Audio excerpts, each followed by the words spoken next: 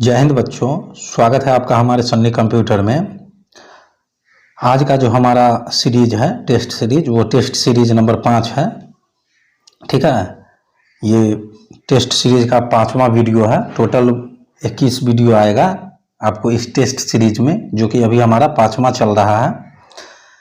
तो जो भी प्रश्न हम लोग देखेंगे इस टेस्ट सीरीज से, वो आप लोग के गवर्नमेंट और प्राइवेट दोनों के दृष्टिकोण से महत्वपूर्ण होने वाले हैं ये सारे प्रश्न। क्योंकि ऐसा नहीं है जब प्राइवेट सेक्टर में आपको नॉलेज की ज़रूरत नहीं पड़ती है, अगर वहाँ भी आप कंप्यूटर चलाते हैं तो वहाँ भी आपको नॉलेज की ज़रूरत पड़ती ही है। ठीक है, तो ऐसा कोई ना सोचे जो हम गवर्नमेंट की तैयारी कर रहे हैं तो सिर्फ हम ही देखें, जो प्राइवेट जॉब करने की तैयारी भी कर रहे हैं तो वो लोग भी इस वीडियो को देख सकते हैं। ठीक है, और इससे काफ़ी आपको कंप्यूटर से रिलेटेड जानकारी जो है वो मिलेगी। ठीक है, तो और अगर कंप्यूटर पर आधारित किसी भी एग्जाम की आप तैयारी कर रहे हो तो आपके लिए तो यह वीडियो एकदम अमृत है। ठीक है, एक भी प्रश्न इससे बाहर नहीं आएगा। ठीक है, तो चलिए बिना देरी किए हुए शुरू करते हैं हम अपने आज के इस टॉपिक को। ठीक है, हमारा पहला जो प्रश्न है वह है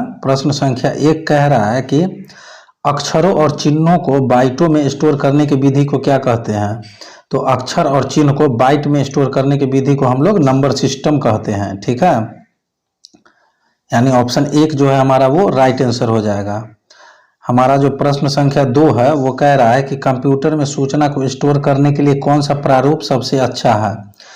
तो कंप्यूटर में सूचना को स्टोर करने के लिए जो है बाइनरी रूप सबसे अच्छा है। ठीक है, यानी ऑप्शन 1 जो है हमारा वो राइट आंसर हो जाएगा। हमारा प्रश्न संख्या 3 कह रहा है कि कंप्यूटर डाटा स्टोर और गणनाएं करने के लिए डैश नंबर सिस्टम का प्रयोग करते हैं। तो जो कंप्यूटर डाटा स्टोर और गणनाएं करने के लिए जो है बाइनरी नंबर सिस्टम का प्रयोग करते हैं। ठीक है, यानी ऑप्शन 4 जो है हमारा वो राइट आंसर हो जाएगा।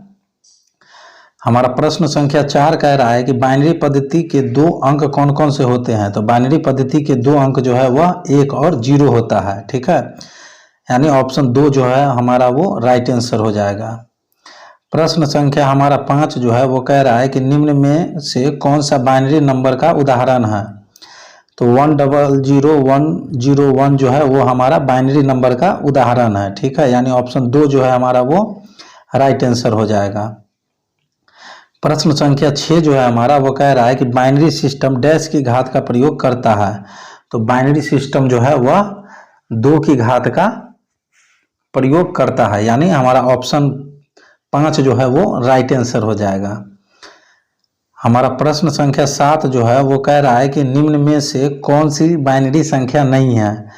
तो इन सभी में से जो है हमारा 001 101 110 011 ये सभी जो है हमारा बाइनरी संख्याएं हैं, क्योंकि बाइनरी संख्या 0 और 1 के बीच ही रहता है।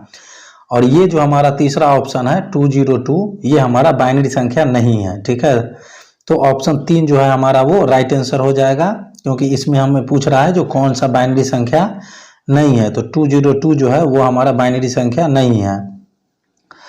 हमारा प्रश्न संख्या 8 कह रहा है कि निम्न में से कौन सा विकल्प कंप्यूटर के साथ संलग्नित नहीं है। तो पेंसिल जो है वह हमारा कंप्यूटर के साथ संलग्नित नहीं है, यानी बीट, बाइनरी, माउस, स्क्रीन ये सभी कंप्यूटर के साथ कहीं ना कहीं किसी न किसी माध्यम से संलग्न है, लेकिन पेंसिल जो है हमारा ऑप्शन 3 वो संलग्न नहीं है, यानी ऑप्शन 3 जो है हमारा वो राइट आंसर हो जाएगा। प्रश्न संख्या 9 हमारा कह रहा है कि आधुनिक कंप्यूटरों में निम्न में से कौन से नंबर सिस्टम के आधार पर कैरेक्टरों तथा नंबरों को आंतरिक रूप से निरूपित करते हैं। तो बाइनरी को। ठीक है, यानी ऑप्शन 3 जो है हमारा वो राइट आंसर हो जाएगा। प्रश्न संख्या हमारा 10 जो है वो कह रहा है कि बाइनरी भाषा में वर्णमाला के प्रत्येक अक्षर, प्रत्येक संख्या और प्रत्येक विशेष कैरेक्टर एक युग्मिक कॉम्बिनेशन से मिलकर बना होता है। ठीक है, तो हमारा राइट आंसर जो है वो हो जाएगा ऑप्शन 4 8 बिट्स। ठीक है, यानी बाइनरी भाषा में वर्णमाला के प्रत्येक अक्षर, प्रत्येक संख्या और प्रत्येक विशेष कैरेक्टर एक युग्मिक कॉम्बिनेशन से मिलकर बना होता है, वो क्या है 8 बिट्स, यानी ऑप्शन 4 हमारा राइट आंसर हो जाएगा। प्रश्न संख्या हमारा 11 जो है वो कह रहा है कि किस नंबर सिस्टम का आधार 8 होता है। तो ऑक्टल नंबर सिस्टम का जो है आधार 8 होता है, ठीक है, यानी ऑप्शन 3 जो है हमारा वो राइट आंसर हो जाएगा, ठीक है।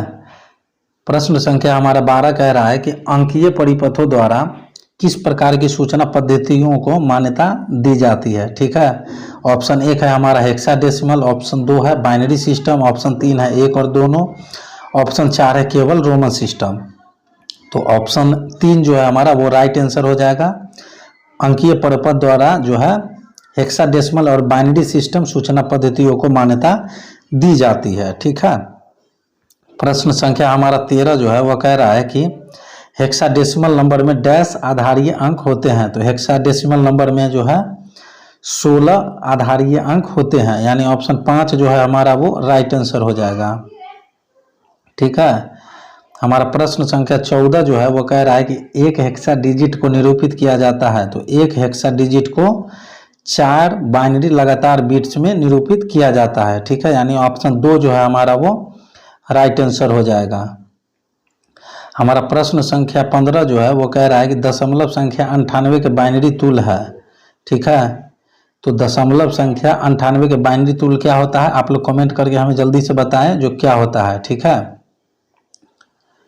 चलिए हमारा अगला जो प्रश्न है प्रश्न संख्या 16, ठीक है। प्रश्न संख्या 16 कर रहा है कि दिए गए का दशमलव तुल्य है। तो दिया गया जो मान हमारा है उसका दशमलव तुल्य क्या होगा, तो हमारा ऑप्शन 4 जो है वो राइट आंसर हो जाएगा 15, ठीक है। किस तरह से होता है तो आप हमारे थ्योरी वीडियो पर जाके देख ले जो किस तरह से दशमलव तुल्य ये होता है, ठीक है। चलिए बाइनरी नंबर 101 की वैल्यू क्या है, तो बाइनरी नंबर 101 की वैल्यू 5 है, ठीक है, यानी ऑप्शन 2 हमारा राइट आंसर हो जाएगा। प्रश्न संख्या हमारा 18 जो है वह कह रहा है कि बाइट 0 से डैश तक किसी भी संख्या को निरूपित कर सकता है। तो बाइट 0 से लेकर 255 तक किसी भी संख्या को निरूपित कर सकता है, ठीक है। चलिए हमारा 19 नंबर प्रश्न है, आप लोग आंसर कमेंट करें जो इसका राइट आंसर क्या है, ठीक है। चलिए वैसे मैं आप लोग को बता देता हूँ बाइनरी संख्या ये जो डिजिट दिया गया है कि समतुल्य ऑक्टल संख्या है कौन सा है, तो हमारा ऑप्शन नंबर 2 जो है वो राइट आंसर है, ठीक है। आप लोग भी इस प्रश्न को अच्छे से समझेंगे क्योंकि आपका नंबर सिस्टम का ये प्रश्न है जो कि काफ़ी महत्वपूर्ण है। सेम टाइप का भी ये भी प्रश्न है, आप लोग इसका आंसर हमें कमेंट करके बताएं। मैंने पिछली जो हमारा 19वां प्रश्न था उसका हमने अभी जस्ट बता दिया है, आप लोग हमें 20वां प्रश्न का आंसर सॉल्व के साथ करके बताएंगे, ठीक है। चलिए आगे बढ़ते हैं। प्रश्न संख्या हमारा 22 जो है वह कह रहा है कि एमएसबी का पूर्ण रूप क्या है। तो एमएसबी का पूर्ण रूप होता है मोस्ट सिग्निफिकेंट बिट, ठीक है, यानी ऑप्शन 1 जो है हमारा वो राइट आंसर हो जाएगा, ठीक है। प्रश्न संख्या 23 भी काफ़ी महत्वपूर्ण है, पिछले प्रश्न की तरह ही आप लोग कमेंट करें, ठीक है। चलिए प्रश्न संख्या 24 को हम लोग देखते हैं। निम्न में से दशमलव संख्या, ठीक है, डैश के समतुल्य ऑक्टल संख्या है। ये जो संख्या दिया गया है कि समतुल्य ऑक्टल संख्या कौन सा होगा, तो हमारा ऑप्शन 4 जो है 1600 वो राइट आंसर हो जाएगा, ठीक है। ये भी सेम उसी तरह का प्रश्न है। इन सारे प्रश्नों को आप लोग सॉल्व करने के बाद ही एग्जाम में जाएं ताकि वहाँ दिक्कत न होगा, ठीक है। चलिए एक प्रश्न संख्या 27 है, काफ़ी महत्वपूर्ण ये प्रश्न है आप लोग के एग्जाम के दृष्टिकोण से। कंप्यूटर और इलेक्ट्रॉनिक सिस्टम के क्षेत्र में संक्षिप्त शब्द BCD का अर्थ है। तो कंप्यूटर और इलेक्ट्रॉनिक सिस्टम के क्षेत्र में संक्षिप्त शब्द BCD का अर्थ होता है बाइनरी कोडेड डेसिमल, ठीक है, यानी ऑप्शन 1 जो है हमारा वो राइट आंसर हो जाएगा। प्रश्न संख्या हमारा 28 जो है वह कह रहा है कि ASCII का पूर्ण रूप क्या है। तो ASCII का पूर्ण रूप जो है वह होता है American standard code for information interchange, ठीक है, यानी ऑप्शन 5 जो हमारा वो राइट आंसर हो जाएगा। इसी तरह है हमारा प्रश्न संख्या 29। प्रश्न संख्या 29 कह रहा है कि ASCII 8 में डैश कैरेक्टर निर्मित किए जा सकते हैं। तो ASCII में 8 में 256 कैरेक्टर जो है निर्मित किए जा सकते हैं। ठीक है, प्रश्न संख्या हमारा 29 जो है वह कह रहा है कि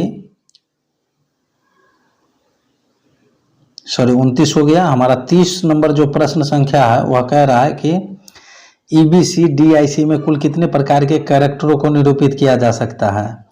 तो EBC DIC में कुल जो है 256 कैरेक्टरों को निरूपित किया जा सकता है। ठीक है, यानी ऑप्शन 3 जो है हमारा वो राइट आंसर हो जाएगा। ठीक है, चलिए प्रश्न संख्या हम लोग 31 देखते हैं। जो 31 नंबर प्रश्न क्या कह रहा है, सबसे अधिक प्रयोग में आने वाला कोड कौन सा है जो प्रत्येक कैरेक्टर को विशिष्ट 8 बिट कोड के रूप में निरूपित करता है। ठीक है, तो वह है हमारा EBC DIC। ठीक है, यानी ऑप्शन 4 जो है हमारा वो राइट आंसर हो जाएगा। प्रश्न संख्या हमारा 32 जो है वह कह रहा है कि ASCII और EBC DIC प्रचलित कैरेक्टर कोडिंग सिस्टम है। EBC DIC का शब्द संक्षेप क्या है, तो उसका EBC DIC का शब्द संक्षेप जो है वह है extended binary coded decimal interchange code. ठीक है, यानी ऑप्शन 1 जो है हमारा वो राइट आंसर हो जाएगा। हमारा प्रश्न संख्या 33 जो है वह कह रहा है कि नॉट गेट किसके द्वारा क्रियान्वित किया जा सकता है। तो नॉट गेट जो है वह एकल ट्रांजिस्टर द्वारा क्रियान्वित किया जा सकता है, यानी ऑप्शन 4 जो है हमारा वो राइट आंसर हो जाएगा। ठीक है, तो ये थे हमारे आज के महत्वपूर्ण प्रश्न जो कि आप लोग के एग्जाम के दृष्टिकोण से काफ़ी महत्वपूर्ण है। ये सारे प्रश्न जो कि कंप्यूटर से रिलेटेड है, ऐसा नहीं है जो एग्जाम से रिलेटेड ही ये आप लोग के लिए महत्वपूर्ण है। इन्फॉर्मेशन की दृष्टिकोण से भी ये सारे प्रश्न आप लोग के लिए काफ़ी महत्वपूर्ण है, क्योंकि आप लोगों को कंप्यूटर से रिलेटेड इन सभी चीज़ों के बारे में पता होना चाहिए, एक एक टॉपिक के बारे में पता होना चाहिए, ताकि अगर आप कहीं ऑफिस में सरकारी या प्राइवेट जगह पे भी काम करने जाए तो वहाँ आप लोग को दिक्कत न हो। ठीक है, और आप अपने कार्य को आसानी से कर सकें। ठीक है, इसलिए कंप्यूटर सीखने की ज़रूरत पड़ती है हमें। तो चलिए मिलते हैं हम लोग अपने अगले वीडियो में नए नए प्रश्नों के साथ। तब तक के लिए जय हिंद, जय भारत।